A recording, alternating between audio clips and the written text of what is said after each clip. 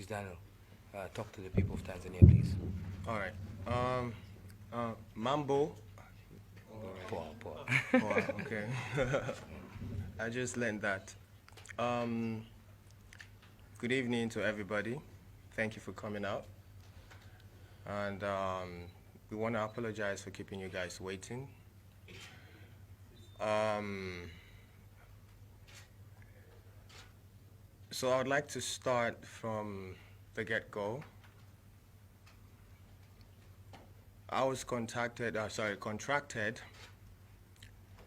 by an agency, back home to perform here in Tanzania, August 7th. I was supposed to be in Uganda August 6th. So I felt, okay, well, it's only nice to, drop in and say hello to my Tanzanian people. I had an amazing time in Uganda. It was a great show, made friends with the media and all that. So the agency reached out and advised that the promoter in charge of the show here in Tanzania already booked a flight for me to leave Uganda. It's a connecting flight to leave Uganda on the 8th, morning of the 8th, 7th, morning of the 7th, to come straight to Tanzania, Dar es Salaam. Did I pronounce that right? Yeah, Dar es Salaam. Okay, cool. Dar es Salaam. Dar es Salaam. Okay. It's a beautiful city, by the way. Oh yeah, I know. I know. Beautiful people too. And people love you I know. so much. I know.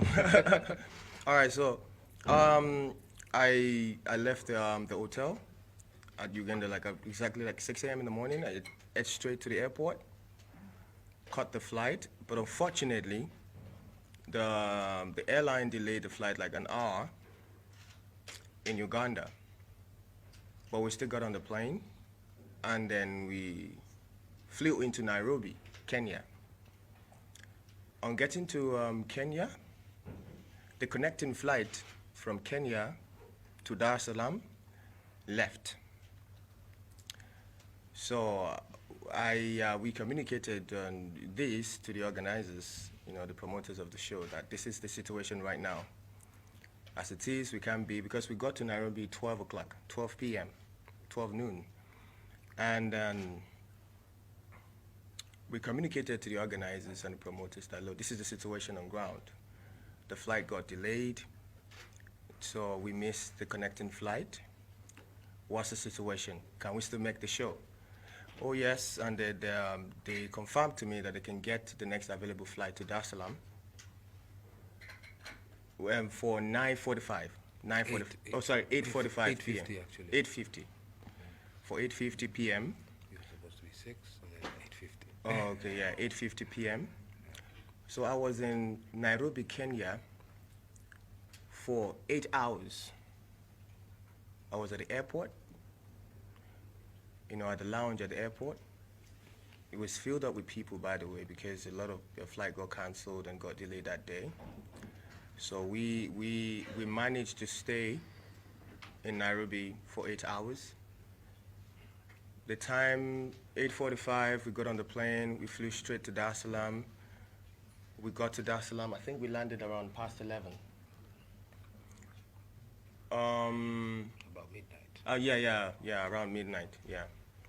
So unfortunately, getting to Dar es Salaam, we realized that the airlines forgot our bags in Nairobi, Kenya, along some of the equipment we'll be needing for the performance that night.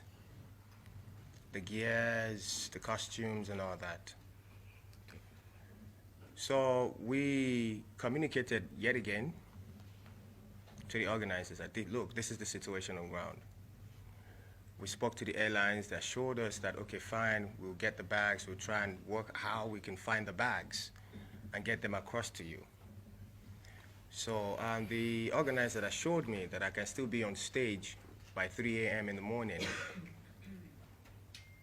So I worked with them on that and said, okay, no problem. I'll compromise. We can let go of that. Let's go. let's make the show happen. So we left the airport. We got to the hotel at around 1:30 in the morning. Yeah. Yeah, we got to the hotel at around 1:30 in the morning. Yeah. Mm. Yeah. Okay. You good, bro? Yeah. All right, cool. So so I sent my band to the venue. Yet, of course, to get everything settled for the performance, to do the sound check. Although I was supposed to be there, because that's how I do my sound check. There are videos of me doing my sound check in Uganda. It was me, my band, and some of the fans. We had fun. It was good. So I said, okay, fine. I'll stay back because I realized that the fans were already at the venue. Like thousands of the fans were there already waiting for me to perform, waiting for me to get on stage, so it wouldn't be advisable for me to go down there to do the sound check. So I sent the band over to make sure, okay, let's see what we can let's see what we can do with the available setup. Unfortunately, they were rushed off the stage because the fans already are supposed to be in the venue. So the band came back with the bad news to the hotel. No problem, the show must go on. We contacted a couple of stylists here in Tanzania, because, of course, I left Uganda like in the morning, like 6 in the morning, and I was drenched already. Yeah, like I was drenched already in what I was wearing. I was wearing a pair of slides, my shorts, and an agbada, Yeah, just... Yeah, so I was drenched, and I needed to freshen up, at least, to be able to put up a great show for the Tanzanian people. So we got a couple of stylists, and we were doing the fitting back at the hotel. And then, coupled up with that, there were some unresolved issues between the agency back home and the promoter. And we were also trying to settle that on the side. Time was going, and then it was past the time for performance. And when we actually came to an agreement that, okay, fine, let's do this for the fans. Let's go on with the show. I don't mind. I'll wear my slides. I'll look this way, and I'll go for the show. The venue was already, the people were already going wild. The fans were already going wild, which I know is out of love, no disrespect to the fans. And then I was advised to stay back. You can't go. It's not safe or whatever. So I said, okay.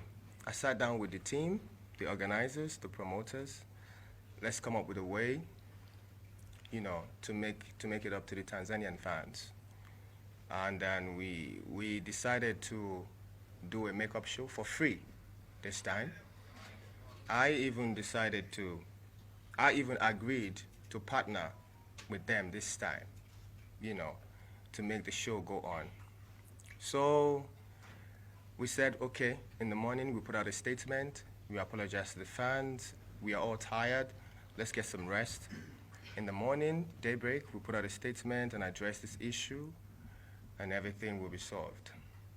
But unfortunately, by morning, the whole issue has already been blown up, out of proportion. The law got involved due to the Vandalism. Yeah, vandalism.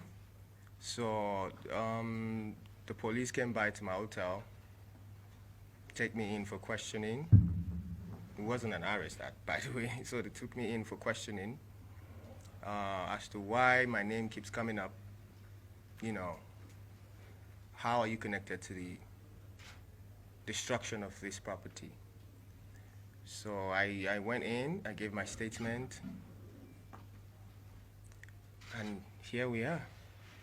I sat down with the promoters and the organizers and say, you know what? I love my people in Tanzania. They've been supporting my music. Buga was number one here when I released it too, and even the official video for Buga had the flag of Tanzania in it. Absolutely. Since Yeah. 2015, Yeah, I've been here 2015. I've been here. I come here. I went to Zanzibar. Really, yeah? Yeah, I was here. I come here often, to chill and have fun because I love the people of Tanzania. Obviously, good energy, good vibe. So yeah, I sat down with Straight Up Vibes, my brother Montana, and I told him, you know what? The show must go on, regardless of the press out there, regardless of the news out there, regardless of whatever it is that is flying out around there. Let's make this happen. So we came to an agreement to put up a show on Friday. On Friday, yeah? Is it this Friday or next Friday? No, this one. All right, cool. This Friday. Oh yeah, so this Friday, and a free show, by the way. So I will be partnering with Straight Up Vibes to make that happen. And also, I must apologize to the fans. None of this was intentional. I love my job, especially I love performing. I'm a great entertainer. So I love performing, I love my job, so none of this was intentional. I didn't mean to disrespect the fans, most especially the fans. It was never intentional. I wanted to perform. I came to Tanzania to perform. But due to some circumstances way over my power, we couldn't make that happen. I apologize once again to the people of Tanzania, and I hope you guys give me another chance to give you a show. My guy, you're shining. Yeah, so I hope you guys give me another chance to make it up to you, to give you a proper show, a beautiful show. Thank you very much.